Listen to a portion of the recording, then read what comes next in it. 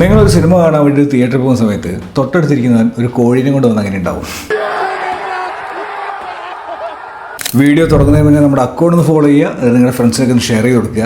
ഞാനീ പറഞ്ഞത് ഒരു ഒറ്റപ്പെട്ട സംഭവമാണെങ്കിൽ പോട്ടെ നോക്കാം, പക്ഷേ ഇത് ഒറ്റപ്പെട്ട സംഭവമൊന്നുമല്ല.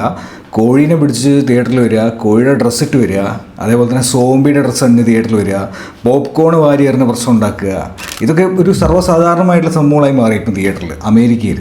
ഈ അടുത്ത് മൈൻഡ് ക്രാഫ്റ്റ് എന്ന് പറയുന്ന സിനിമ ഇറങ്ങി. അതൊരു ഗെയിം റിലേറ്റഡ് ആയിട്ടുള്ള സിനിമയാണ്, അതായത് ഒരു ഗെയിമിൻ്റെ അഡാപ്റ്റേഷനാണ് സിനിമ. അപ്പോൾ ഈ സിനിമയിൽ ചിക്കൻ ജോക്കി എന്ന് പറഞ്ഞൊരു ഡയലോഗ് നമ്മുടെ മെയിൻ കഥാപാത്രം പറയുന്നുണ്ട്. അത് ശരിക്കും പറഞ്ഞാൽ ഈ ഗെയിമിൽ ഒരു റയറായിട്ട് സംഭവമാണ്. അപ്പോൾ അതേപോലത്തെ ഒരു സീൻ ശരിക്കും ഈ സിനിമയിലുണ്ട്. അത് വന്ന സമയത്ത് തിയേറ്റർ മൊത്തം അങ്ങോട്ട് എക്സ്പ്ലോഡായി. പക്ഷേ തൊട്ടടുത്തിരിക്കുന്നവനെ ഡിസ്റ്റർബ് ചെയ്യാതെ നമ്മൾ ആഘോഷിക്കുക, ചിരിക്കുക, അല്ലെങ്കിൽ മസിൽ പിടിച്ചിരുന്ന സിനിമ കാണുന്ന ആർക്കും ഇഷ്ടമല്ലല്ലോ. നമ്മൾ ഈ കമൻറ്റ് ബോക്സിലൊക്കെ എപ്പോഴും കാണാം ഇന്ത്യക്കാർക്ക് സിവിക് സെൻസ് ഇല്ല, ഈ തമിഴന്മാരെന്താ ചെയ്തുകൊണ്ടിരിക്കുന്നത്, മലയാളികൾ എന്താ ചെയ്യുന്നത്, പാലഭിഷേകം ചെയ്യുന്നു, അത് ചെയ്യുന്നു.